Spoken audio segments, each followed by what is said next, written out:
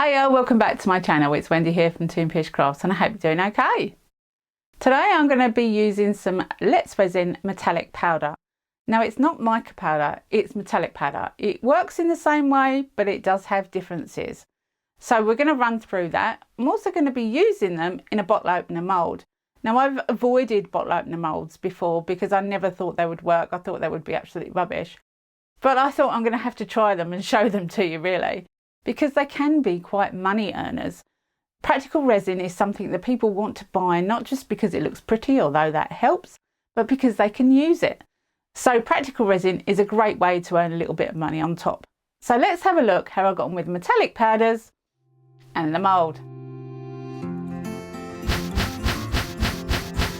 So this is the set that I bought from Amazon. It comes with a variety of things in the pack and I just thought it had everything I needed. Just wanted to line up the bottle opener piece to the mould to see if it matches, and it seems to be quite good. And I also wanted to try out the other piece that went in the foot mould. Everything here just come in one package and I will link it in the description box below. I'm going to be making the paw mould first, and I'm going to be using some PBO carbon black just to put inside the mould and to be cleaned out before the main colour that I'll be using goes inside. So it gives it an aged look, and I'll link in the top right hand corner a video I did recently of that process. So I'll put it on and take it off basically. So hopefully it will look as if the paw has been through the mill a bit. It's a bit old and a bit dirty. That's the plan. Once I'm happy, it's time to get out the Let's Resin metallic powders. Now these powders are not mica. They are totally different. For a start, you need such a small amount and they just keep going and going and going. You can rub them onto moulds like you would do mica, but the effect is so different. They are made with fine particles of metal, carefully mixed so it gives you the actual colours of the metal, but they're non-toxic and non-tarnishing, and they have a deep lustre. They're kind of oily. They feel like talcum powder, really fine talcum powder.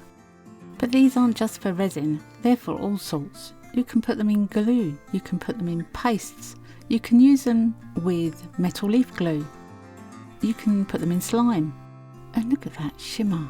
The colour is amazing. There is only one little criticism I have of the set of these powders, and that is, in my opinion, they are incorrectly named. But that is just my opinion. Bronze should be copper and copper should be bronze. Anyway, getting back to the powder. I thought I'd use these powders all over the place in these moulds to have a look at the different colours and to see how they work with each other. Now, me being a messy person, decided to spill some on the worktop, and as I'm using a silicone mat, I just thought, well, I'll just wipe it off. No big deal. These powders don't wipe off with baby wipes. As I said earlier, they're a little bit oily. They feel oily. So ordinary water will just push the powder around. It might clear up a bit of it, but it won't get rid of it. But isopropyl alcohol works a treat. Spray a little bit of that on your mat or on your mould and use a baby wipe and it's gone.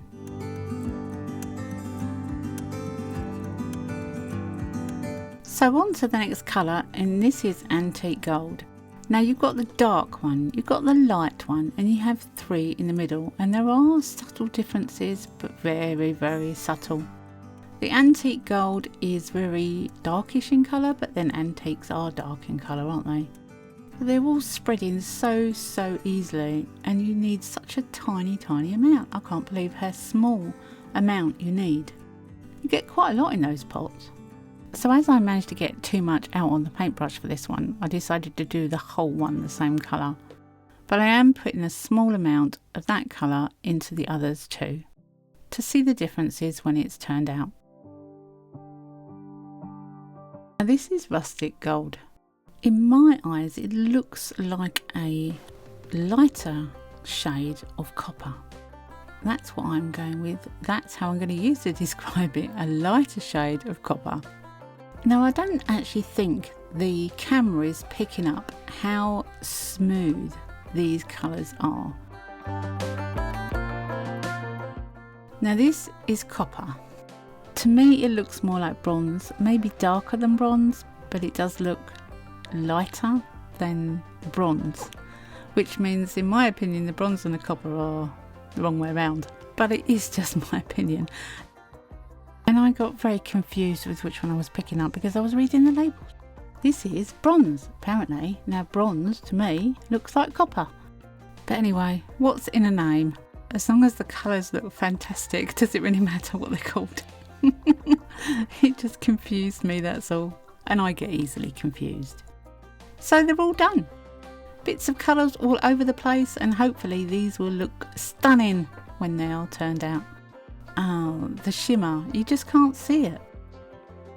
Now I'm going to be using Vista for this. It's turbo, which means the only reason I'm using it is it's fast, and I'm using their black because anything with a shimmery or chameleon colour works best with a black background. If you're unsure what I mean, I will link the video in the top right hand corner for you and you can see what I mean.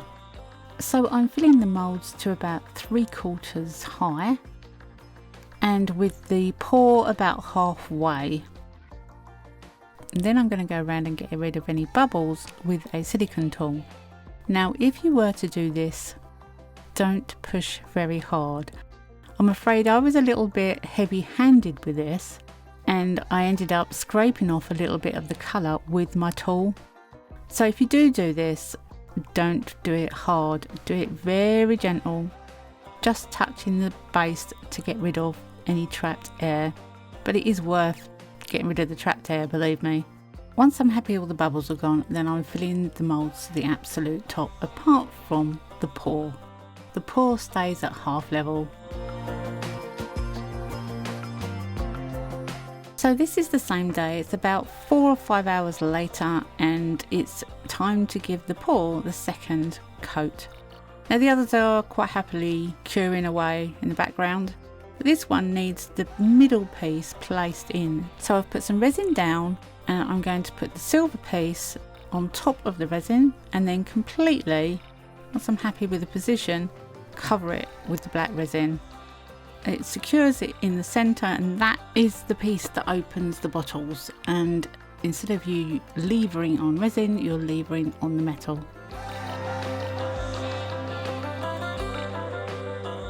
So the next day and it's time to have a look and demould, and I've left some of the sounds in for you, but there's not many.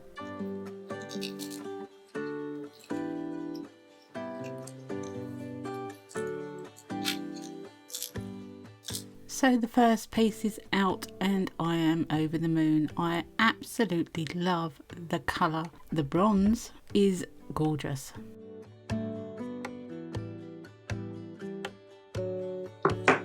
So moving on to the bigger mould, let's have a look. This silver is absolutely beautiful. The shimmer, the reflection, it is gorgeous. I haven't come across a silver colour like that before. Silver mica always tends to be kind of grey or dark, not this.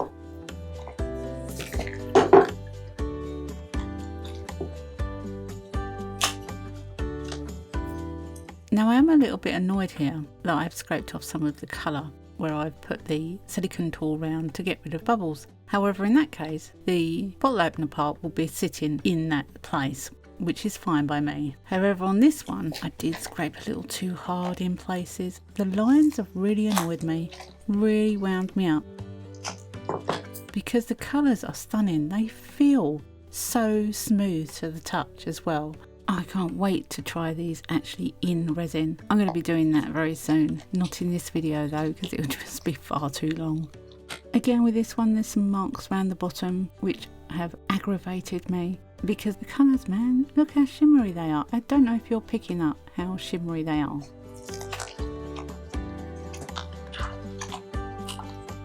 And this one actually, this little round one, I thought I was going to hate, but I actually think it's my favourite. It's so sweet, it's so cute. You can put that on a keyring and be very happy that you've got a bottle opener with you. And the large one with all the colours on looks very mottled and stunning in my opinion. I did go round with a nail file and take off all the sharp edges on the back because I wasn't back coating these. So now it's time to see if those little pieces fit and can be screwed in easily. I am using the tiny screwdriver that came with the set, which to be honest wasn't easy to use, but it worked. I ended up using my own though. But the little screws went in really easily in the holes and everything lined up really well. I was quite surprised.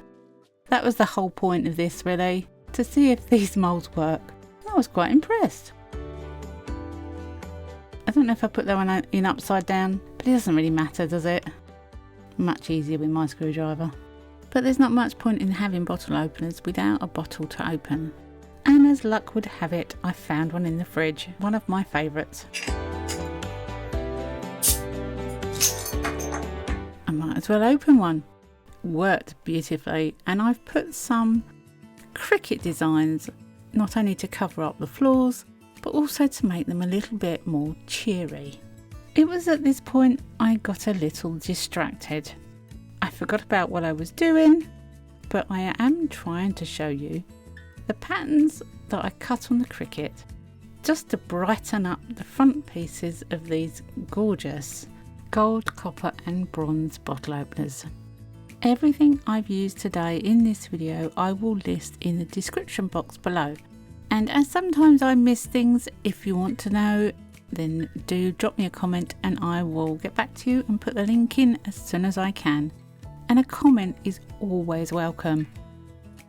I am now a proud affiliate of Let's Resin and have a 10% discount code for anyone in the UK and affiliate links to both America and the UK.